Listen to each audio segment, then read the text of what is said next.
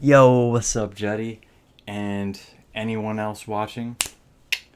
To the five or so people watching, I just wanted to kind of do a live version of the little feedbacks that I've been giving you guys because I feel like this would be the perfect time to try to expand on how I was doing that. And then later on, I want to do a thing called feedback sessions. So I'm also working on a template of how to do that. So this will be a good practice for me as well. And I hope that you enjoy it, and whoever is watching, especially Juddy.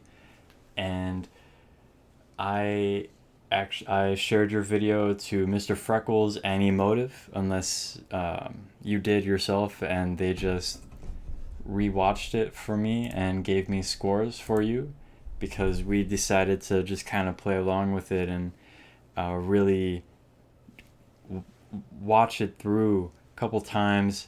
They watched it through a couple times and then scored, and then I watched it through a couple times and I didn't score it yet because I wanted to try to do kind of a live scoring because I feel like that'd be really fun. So let's kind of look back at what the IGL scorecard is. And the intention of this whole battle was for you guys to get more acquainted with this scorecard here. And the guide kind of gives us a nice breakdown. It gives us the presentation, execution, and style all in different pages. You got precision, 4 points, basically how clean a move is, complexity in 5 points, basically how much skill or creativity comes in, presence for 3 points, how well the Glover commands the audience, execution, we got transitions for 4 points, how cleanly they go to different variations of concepts, use of space with 3 points, which is how how they use the space available and how they use their reference of camera. Pacing 4 points, which is basically that like setup and punchline throughout the show. We got style, storytelling, which is the 3 act structure, but with 4 points. Speed control, which is how well you manage moving throughout the song. Musicality, 5 points, which is how well you're able to hit multiple layers of the song. So obviously, because of how the points work, the most important ones to try to like ease points out of is musicality and complexity. If you can really focus in on musicality and complexity and kind of squeeze as many points as you can out of those two, they seem very opposite, but that's kind of the goal. The goal is to make a show that has those two very opposing viewpoints, and you push them together to make a really great competition show. And that's kind of what the IGL competition shows wind up becoming. There seems to be a meta with that. And then, of course, after that, the more important ones are storytelling, pacing, transitions, and precision. Presence, use of space, and speed control being the lowest scoring ones, but I feel like those are the kind of the easiest to get max score in. But because of that, they're also the hardest for some people. But it's all about what you're able to squeeze into that competition show. You, throughout the Learn the Card comp, were able to really hone in on what you were trying to get the most of, but your main fallback was musicality, which is a great option, especially because it's worth 5 points out of the entire scorecard, which is one of the more heavily weighted ones. Okay, now I'm gonna stop talking and we can watch this video. I'm still gonna talk during the video. Sorry, but not sorry. Man, dude, musicality is great. I love it. Just gonna move that in here.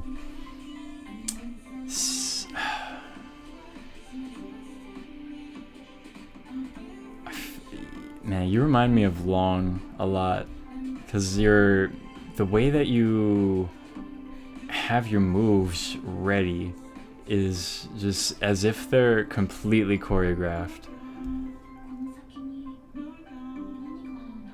Okay, yeah, no, the cleanliness, the musicality of this part's a little off. But I did love that little shift there that you did. That was nice too. And then of course it's always nice to see some, yeah, trails. That's great, that was great. Really gives that that middle section, that climax hit. Man, that was good.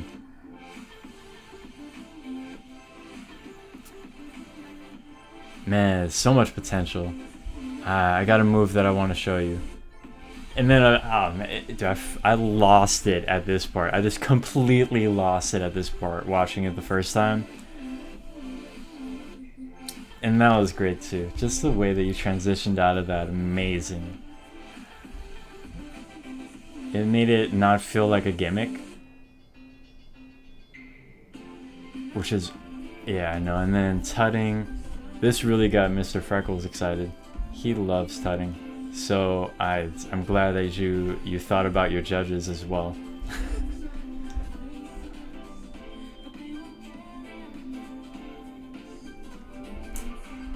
But yeah, no, I have a couple ideas that I think I want to share with you after. And then the liquid, not bad, very well musically. And then yeah, okay, that's nice. Man, so much potential, so much potential. Okay, this part's kind of weird, not gonna lie. Okay, this part's very weird. I don't get it.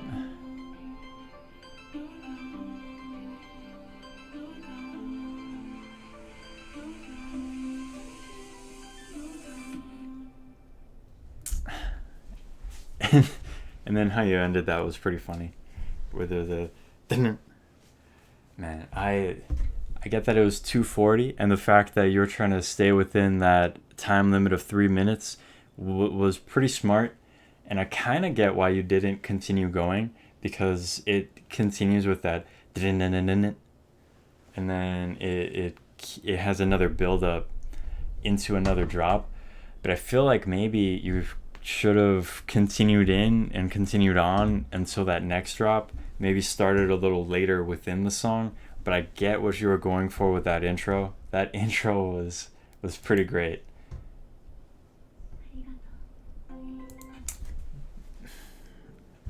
Just the respect that you give the people watching is it's amazing. I love it. The entire show, great musicality throughout. Let me try hitting you up with some scores real fast. I will admit that tutting section really killed it for me, as well as the cluster part. The cluster part, it's, oh man, I'm sorry, but it decimated your score, that cluster part. And the tutting part there's a lot of potential though. Super hyped to see what you're going to do in the future. And then there's also a couple videos that you posted to the GL after this one that I didn't get to watch yet, so I'm definitely going to binge those once I finish this up. Musicality, let me start with I'm going to start with musicality. Yeah, I'm going to give you 4. Boom. Speed control, definitely a 3. Storytelling, 4. Pacing though, maybe I'm going to give you a 2, because pacing is that setup and punchline. Storytelling is completely separate. Each one of these categories should be, if you're a good judge, you should be able to completely and utterly separate each one of these categories. But also, I understand that they are all interconnected, and a great show has all of these at max. That's the main point. That's why we have a scorecard. Use of space, I'm going to give you 3, because you went behind the camera, man. Easy 3, obviously 3. Transitions, I'm gonna give you a 2. The presence, definite 3. Easy 3. Complexity 3. Maybe a 2. No, you went behind the camera. That's almost a 4. Precision, I'm gonna give you a 2. So it turns out that I think I'm pretty balanced against my other judges. So let's see, that's two. I'm gonna do some quick maths. Yeah. Because I forgot to put the formula. So that's 5, 9, 18, 19, 20, 21, 22, 23, 24, 25, 26. Boom, 26. So I actually scored you pretty even with my opposing judges. And then, see, they gave you... So Nate gave you 3 in precision, 3 in complexity, 3 in presence. Emotive gave you all 3s. I gave you a 2 in precision for the reasons I mentioned earlier. The mainly the tutting and the cluster part. If you didn't have that, I feel like the cluster part was just kind of tossed in there, but it didn't ruin your transitions as much as it ruined the precision of your show. It didn't feel as if it was precise to be there, but it also didn't feel like it was precise within the movements that you were hitting with them. I couldn't catch that. I couldn't catch why you were doing it, but it didn't hinder your musicality score to me as much. So I think that's why I gave you a 2 and a 4 for musicality, but they gave you 3. I think for them it might have hindered your musicality score as well. We all gave you a 3 in speed control. I gave you a 4 in storytelling. They gave you 3s. I get why they gave you 3s. It's mainly because of it wasn't as good as some of your other shows that you put up in this comp, but I thinking of it as a standalone video, it definitely has the elements that I want in a 4 for storytelling. It's also, if you didn't know, or yeah, I'll tell you now. I have a playlist on my YouTube channel that's currently called Only the Most Charismatic, and this video is on it now. Since you posted it, it's on that playlist because, in my opinion, this belongs there. It's Only the Most Charismatic has a lot of Fable videos. It's mainly that like storytelling and musicality based ones, where they really have that 3-act structure cemented within that show. What really got me is the fact that in that middle part, let me see if I can pull it up here. Okay, obviously you had that amazing intro with the arigato, and it pulls forward.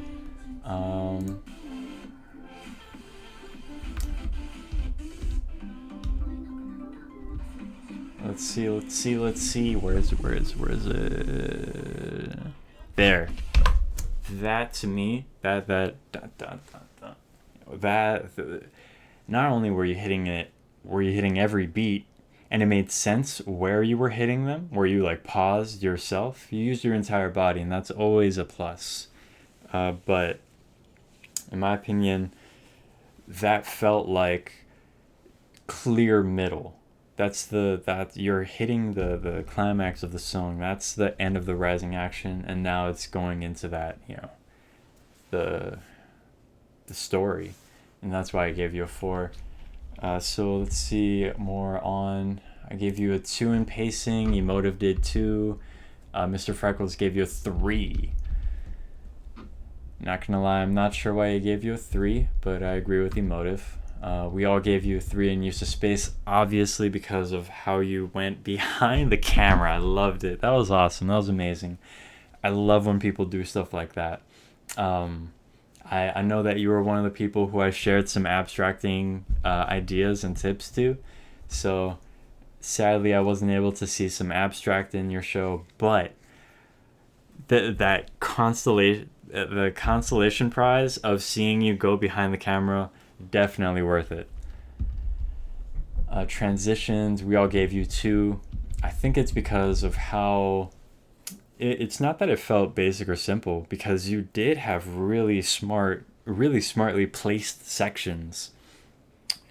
I think it's the tutting part. I think it's the tutting part where we all gave you that too because it felt like you were introducing themes such as cause and effect within your tutting, themes such as uh, not an isolated scale, but just the theme of utilizing certain boxes and certain grid types, but it didn't feel like you stuck to any specific grid type or like any clear cut intangible concept. Even something as simple as like magneting, right? Or right that like call and response where you go separate and then you like call this out.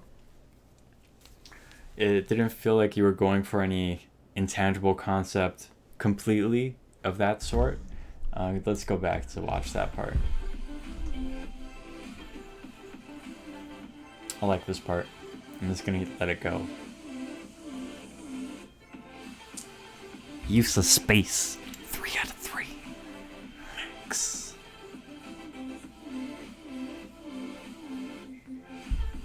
Oh yeah, and that giggle. Dude, that giggle when you ended it. Man, that was great. I really hope you can hear me throughout this video. That I would be very disappointed if you can't. Okay, right here. Here we go.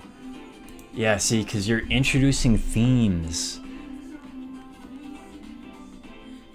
I mean, you're hitting the music really well. It's just... And then the liquid part's okay.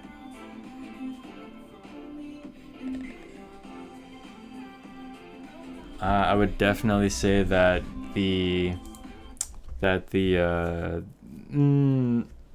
flails and the whips are they're not clearly your forte, but they definitely show the most practice within your show. You have the most skill in using those to your advantage, like within the beats to hit everything.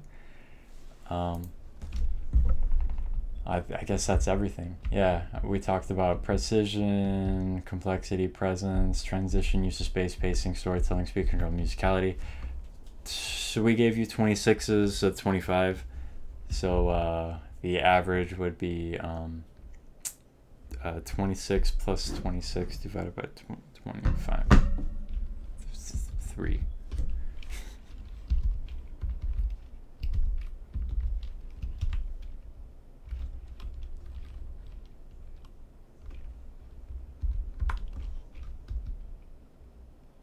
Yeah, I know. But yeah, we don't really need an average. If it's just me, I'm giving you a 26. There we go. But before I end this video, I wanted to give you a little bit of tips and advice on how to move forward because I feel like there's a lot of potential within not only that show, but all of the shows that you sent us throughout this Learn the Card comp. And I believe in my previous video, I told you about how much I loved your use of the oh man, what is it? Fixed point. I guess it's a static spin wrist isolation or point isolation. And I feel like you did a pretty good example of a continuation on static spin, which is the linear isolation. No, I'm sorry. Man, I forgot what this is called already. Linear extension, I believe. Linear extension. And the more you practice your linear extensions, the more things that you'll be able to unlock and continue to do with them.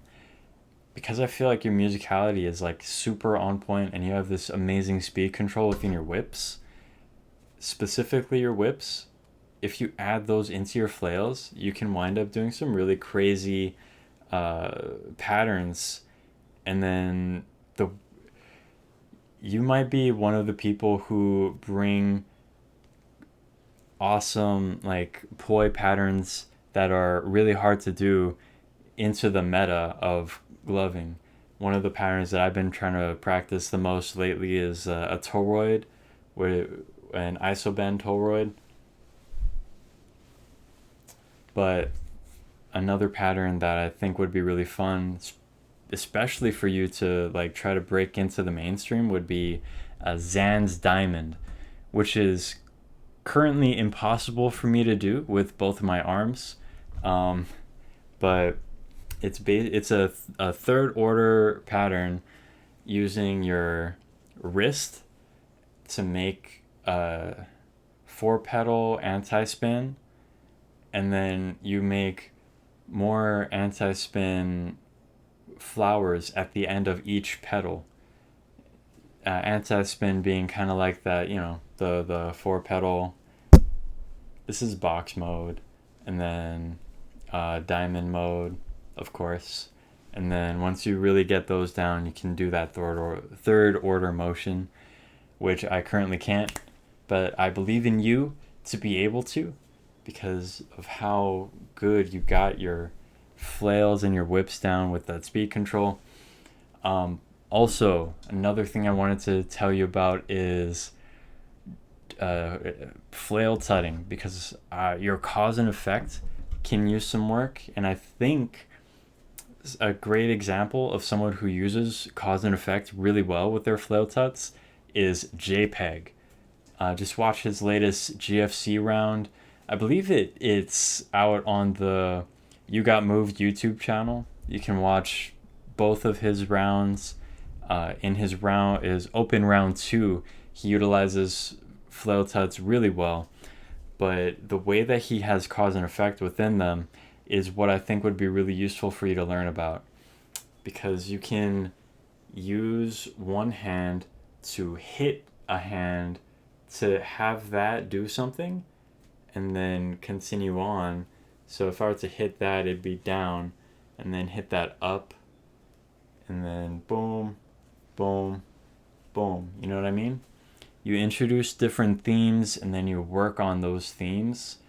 Like, or of course that magnet idea, because you did have where you were working on it, but I didn't feel like you continued to execute that same concept the same way, which I would recommend continuing to practice, because so much potential. I'm super hyped to continue watching your